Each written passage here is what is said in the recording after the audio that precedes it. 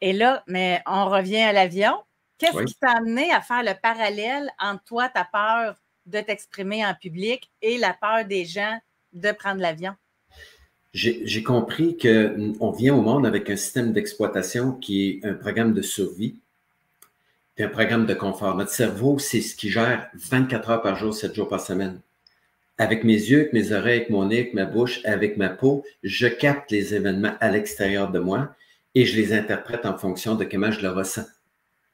Donc, l'événement qui est là, je le ressens comment à l'intérieur de moi et je vais mettre en place un programme d'évitement qui soit la fuir, figer le danger ou de l'attaquer.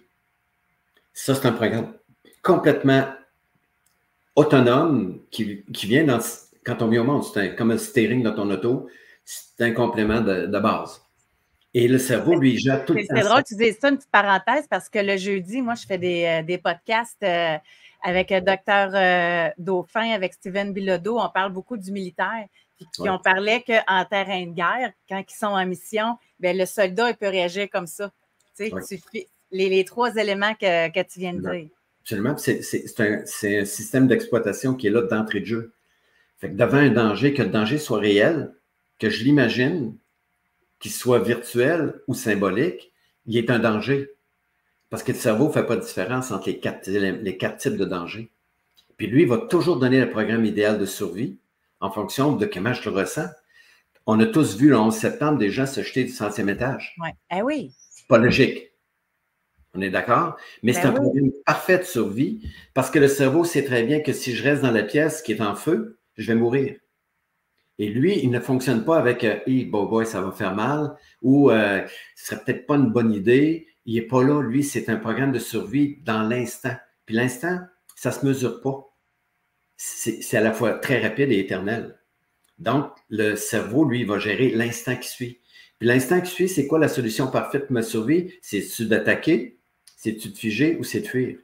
Dans ce cas-là, les gens ont décidé de fuir en sautant. Ils n'ont pas réfléchi, ils n'ont pas appelé un expert, ils ont sauté parce qu'ils savent très bien, c'est pas logique, là, je comprends José, puis essaie d'expliquer, puis je n'étais pas là pour parler à la personne qui a sauté, mais je sais comment ça fonctionne.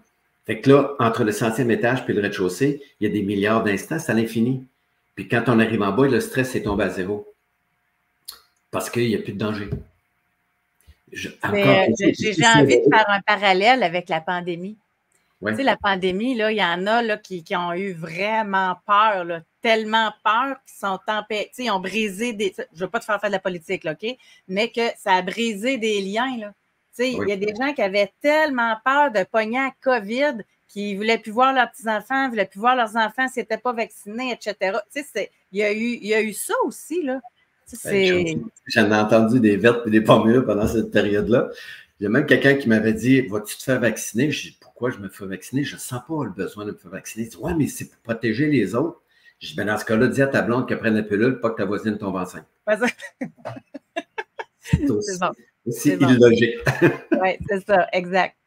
Mais quand même, c'est quelque chose, puis c'est difficile de comprendre la peur des autres quand on ne l'a pas.